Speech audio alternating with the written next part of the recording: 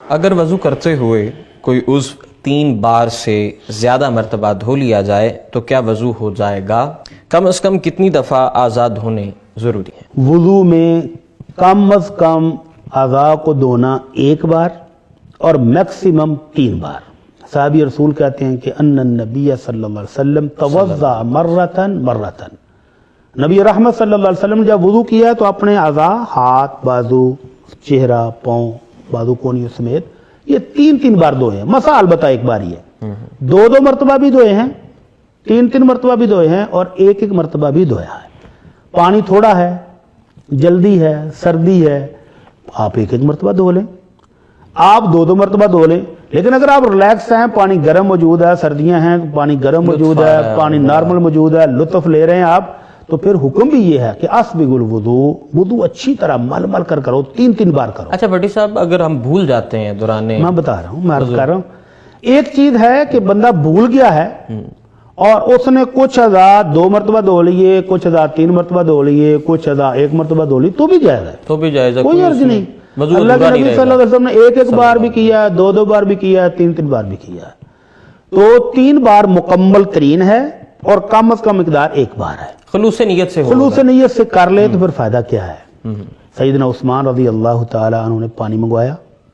پانی منگوا کر جب وضو کیا تو اپنے ہاتھ 3 بار دھوئے، 3 بار کلی 3 دفعہ کی، ناک میں پانی 3 دفعہ چڑھایا، 3 دفعہ چہرہ دھویا، 3 دفعہ بازو دھوئے، پھر 1 دفعہ مسح کیا، جی 3 مرتبہ پاؤں دھوئے۔ جب یہ مکمل وضو کر لیا تو فرمایا کہ میں نے رحمت عالم صلی اللہ علیہ وسلم کو اسی طرح وضو کرتے ہوئے دیکھا ہے، اور آپ نے فرمایا تھا من توضا نحو وضوئی ھذا، جو بندہ میرے اس وضو جیسا وضو کرے، یعنی 3 مرتبہ دھو کر اعضاء کو وضو کرے اور پھر 2 رکعتیں پڑھے پوری توجہ کے ساتھ، لا یحدث فیہما نفسہ، اس میں اپنے دل کے اندر پلاننگ نہ کرے، خیالات نہ لائے، ادھر ادھر کی باتیں نہ سوچے،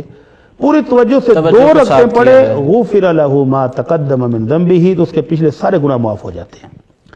یہ ہے وضو کی مقدار کہ 1 مرتبہ سے لے کر 3 مرتبہ۔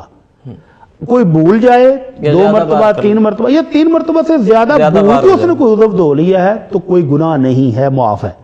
البتہ کوئی جان بوجھ کے بازو 4 مرتبہ دھو رہا ہے، 5 مرتبہ منہ دھو رہا ہے جان بوجھ کر، تو نبی رحمت صلی اللہ علیہ وسلم فرماتے ہیں فمن زاد علی ھذا فقد اساء وتعدى وظلم، جس بندے نے 3 مرتبہ سے زائد پانی استعمال کیا ہے وضو کرتے ہوئے، اعضاء کو 3 سے زیادہ مرتبہ دھویا ہے،